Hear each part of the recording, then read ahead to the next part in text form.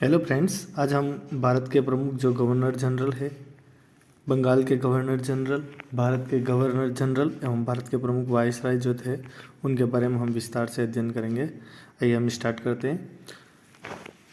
इसके अंदर हम मुख्य रूप से उन चीज़ों को डिस्कस करेंगे जिनको एग्ज़ाम में मुख्य रूप से पूछा जाता है एवं मुख्य रूप से इनके द्वारा किए गए प्रमुख कार्य कौन कौन से हैं उनके बारे में हम अध्ययन करेंगे। ध्यान दीजिएगा, इसमें महत्वपूर्ण बात यह है कि आपको जितने भी वायसराय, गवर्नर जनरल या अन्य जो भी है उनके नाम याद नहीं करने हैं, आपको मुख्य रूप से उनके कार्यों से उनके नाम याद करने हैं। आप उनके कार्यों को देखिए, उस हिसाब से आप उसके नाम याद करिए ताकि एग्ज़ाम में जो क्वेश्चन पूछे जाते हैं वो मुख्य रूप से इनके कार्यों पर पूछे जाते हैं। आइए हम स्टार्ट करते हैं। सबसे पहले हम वारेन हेस्टिंगस 1773 से लगाकर 1785 तक बंगाल के गवर्नर जनरल रहे। इनके द्वारा मुख्य रूप से इनके समय में मुख्य रूप से क्या क्या कार्य हुए हैं वो निम्न है। 1773 का रेगुलेटिंग एक्ट इन्हीं के काल में आया था। 1774 का रोहिला युद्ध वारेन हेस्टिंगस के समय में ही हुआ था। इसके अलावा 1784 का पिट्स इंडिया एक्ट भी इनके काल में ही आया था। बंगाल में जो द्वैत शासन था उसकी समाप्ति वारेन हेस्टिंगस के द्वारा की गई। कलकत्ता को बंगाल की राजधानी घोषित करना एवं कलकत्ता में एक सदर निजामत अदालत की स्थापना वारेन हेस्टिंगस के द्वारा की गई। आइए हम अगला देखते हैं। अगला जो गवर्नर जनरल है बंगाल का वो है लॉर्ड कर्नवालिस। 1784 से लगाकर 1793 तक इनका कार्यकाल था। इनके समय में मुख्य रूप से जो घटनाएं हुई हैं वो निम्न है। श्रीरंगपट्टनम की संधि 1792 में हुई। बंगाल का स्थायी बंदोबस्त 1793। ये क्वेश्चन हमेशा आता है, लगभग एसएससी, जीडी या अन्य एग्जाम में भी इस प्रकार के क्वेश्चन पूछे जाते हैं कि बंगाल का जो स्थायी बंदोबस्त प्रणाली थी वो किसके काल में हुई है। तो आपको आंसर देना है लॉर्ड कर्नवालिस। इसके अलावा इन्होंने सिविल सेवा की प्रारंभ किए। कंपनी के कर्मचारियों को निजी व्यापार पर रोक लगाई। इससे पूर्व कंपनी के जो व्यापारी थे वो निजी व्यापार कर रहे थे, इस वजह से कंपनी को नुकसान हो रहा था। तो इन्होंने कंपनी के कर्मचारियों के जो निजी व्यापार थे उन पर उन्होंने रोक लगाई। जिला कलेक्टर को उसकी न्यायिक शक्ति से वंचित करना आदि इनके समय में हुए कार्य है। इसके अलावा अगले जो बंगाल का गवर्नर जनरल प्रमुख हुआ जिसके बारे में क्वेश्चन पूछा जाता है वो है लॉर्ड वेलेस्ली। इनका जो कार्यकाल है वो 1798 से लगाकर 1805 है। इनके समय में मुख्य रूप से जो घटनाएं हुई वो निम्न है। सहायक संधि की जो नीति प्रारंभ की गई थी वो लॉर्ड वेलेस्ली के द्वारा की गई थी। इसमें सबसे पहले हैदराबाद के निजाम के साथ सहायक संधि की थी। चतुर्थ मैसूर युद्ध 1799 लॉर्ड वेलेस्ली के काल में ही हुआ। द्वितीय मराठा युद्ध 1803 से 5, ये भी लॉर्ड वेलेस्ली के काल में ही हुआ। बसीन की संधि भी लॉर्ड वेलेस्ली के काल में ही हुई। अगला गवर्नर जनरल जो बंगाल का था वो लॉर्ड हेस्टिंगस 1813 से लगाकर 1823 तक इसका कार्यकाल रहा। इसने मुख्य रूप से क्या क्या कार्य किए देखो। आंग्ल नेपाल युद्ध जो हुआ था 1814 से लगाकर 16 और सामोली की जो संधि हुई थी 1816 वो लॉर्ड हेस्टिंगस के काल में ही हुई थी। पिंडारियों का दमन किया 1817-18 में और रैयतवाड़ी बंदोबस्त लागू किया। एग्जाम में हमेशा क्वेश्चन पूछा जाता है कि रैयतवाड़ी बंदोबस्त किसके समय में लागू की गई थी, तो वो लॉर्ड हेस्टिंगस है। नेक्स्ट देखते हैं अब हम बंगाल के गवर्नर जनरल के बाद भारत के गवर्नर जनरल जो नया पद सृजित हुआ था उसके बारे में हम अध्ययन कर रहे हैं। लॉर्ड विलियम बेंटिक 1828 से लगाकर 1835 तक बंगाल के आखिरी और भारत के पहले governor general Lord William Bentinck थे। इन्होंने सती प्रथा का विरोध किया, सती प्रथा पर रोक लगाई 1829 में। ठगी प्रथा का अंत 1830 में किया। 1833 का चार्टर अधिनियम इनके समय में ही आया। अंग्रेजी भाषा को शिक्षा का माध्यम बनाए जाने की घोषणा इनके काल में ही हुई। रंजीत सिंह जी के साथ इनके निरंतर मित्रतापूर्ण संबंध थे। अगले जो है भारत के गवर्नर जनरल वो है लॉर्ड डलहौजी। लॉर्ड डलहौजी का जो कार्यकाल है वो 1848 से लगाकर 1856 तक था। इनके समय में मुख्य रूप से क्या क्या घटनाएं हुई। द्वितीय आंग्ल सिख युद्ध 1848 से लगाकर 49 लॉर्ड डलहौजी के समय में हुआ। लॉर्ड डलहौजी द्वारा एक नीति चलाई गई व्यपगत के सिद्धांत की शुरुआत या व्यपगत नीति। इसके तहत उन्होंने सर्वप्रथम 17 रियासत को व्यवगत किया था। अर्थात उस पर व्यवगत नीति के अंतर्गत ये होता था कि जिस राजा के कोई संतान नहीं होती थी उस क्षेत्र को कंपनी अपने अधीन ले लेती थी। अगला है रेलवे मिनट स्मरण पत्र 1853, ये भी लाल डलहौजी के द्वारा ही पेश किया गया। पेशवा के पेंशन की समाप्ति 1853 में लॉर्ड डलहौजी का प्रमुख कार्य था। इसके अलावा शिक्षा के क्षेत्र में भी लॉर्ड डलहौजी का प्रमुख कार्य वुड का शिक्षा संबंधी डिस्पैच था। अगला देखते हैं भारत के गवर्नर जनरल। इसके अलावा इन्होंने लॉर्ड डलहौजी ने प्रत्येक प्रांत में लोक निर्माण विभाग की स्थापना की और विधवा पुनर्विवाह अधिनियम 1856 लॉर्ड डलहौजी के काल में ही आया था। नेक्स्ट है भारत के वायसराय। जो भारत के गवर्नर जनरल थे उनके बाद नया पद सृजित हुआ और भारत के प्रथम वायसराय और अंतिम भारत के गवर्नर जनरल जो थे वो लॉर्ड कैनिंग, जिनका कार्यकाल 1856 से लगाकर 1862 था। 1858 के भारत शासन अधिनियम द्वारा कंपनी के शासन की समाप्ति की गई। इनके काल में यूरोपीय सेना द्वारा श्वेत विद्रोह 1859 किया गया। नागरिक विधि संहिता इन्हीं के काल में आई। भारतीय दंड संहिता 1860 इन्हीं के काल में आई। इसके अलावा इनके काल में फौजदारी विधि संहिता 1861 भी आई।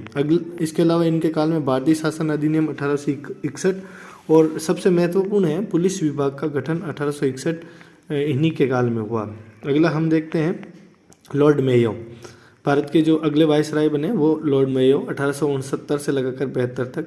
अजमेर में मेयो कॉलेज की स्थापना इन्हीं के काल में हुई। भारतीय सांख्यिकी सर्वेक्षण की स्थापना, कृषि एवं वाणिज्य विज्ञान विभाग की स्थापना, केंद्र तथा प्रांतों के बीच राजस्व की बंटवारे की नई प्रणाली का शुभारंभ। इसके अलावा 1871 में भारत की प्रथम जनगणना, राज्यों में रेल व्यवस्था का शुभारंभ भी इन्हीं के काल में हुआ। अगले देखते हैं लॉर्ड लिटन 1876 से लगाकर 1880। रिचर्ड स्ट्रेची की अध्यक्षता में अकाल आयोग की स्थापना लॉर्ड लिटन के द्वारा की गई। राजकीय उपाधि अधिनियम 1876 महारानी विक्टोरिया ने केसर ए हिंद की उपाधि धारण की।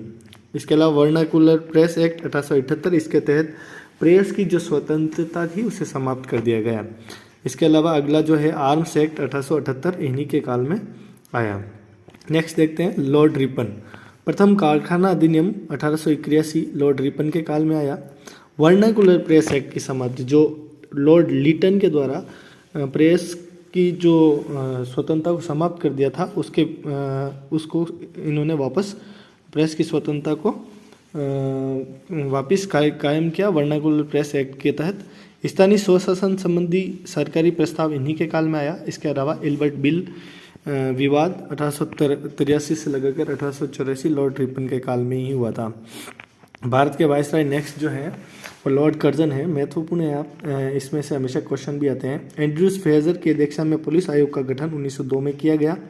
ये क्वेश्चन हमेशा जो नेक्स्ट क्वेश्चन है वो हमेशा पूछा जाता है। विश्वविद्यालय आयोग की स्थापना 1902 में और भारतीय विश्वविद्यालय अधिनियम 1904 जो यूजीसी है उसकी स्थापना इन्हीं के काल में लॉर्ड कर्जन के काल में ही हुई थी। बंगाल का विभाजन 1905 इन्हीं के काल में हुआ था। इसको बंग भंग के नाम से भी जाना जाता है।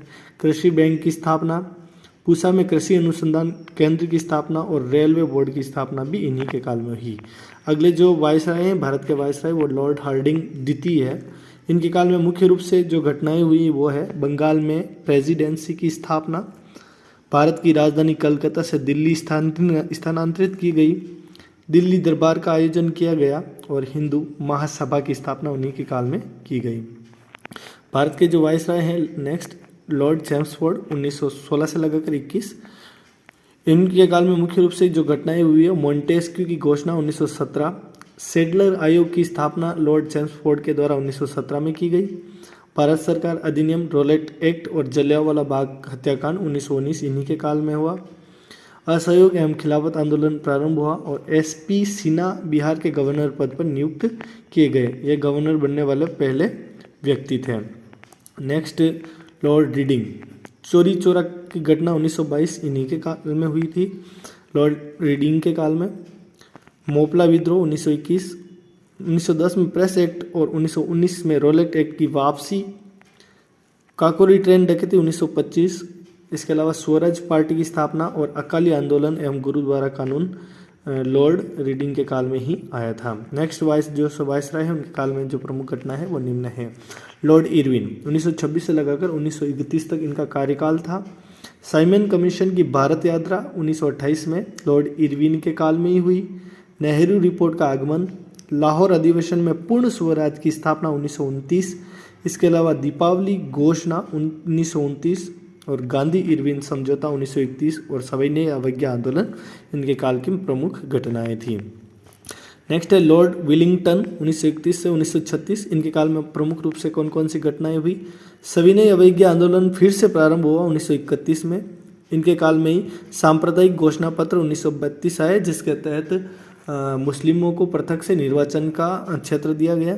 तृतीय गोलमेल सम्मेलन 1932, भारत सरकार अधिनियम 1935 और अखिल भारतीय किसान सभा की स्थापना 1936, समाजवादी पार्टी की स्थापना 1934, ये सभी जो थे वो लॉर्ड विलिंगटन के समय में आए। नेक्स्ट जो वायसराय है वो लॉर्ड लिनलिथगो 1936 से लगाकर 1944 तक इनका काल रहा।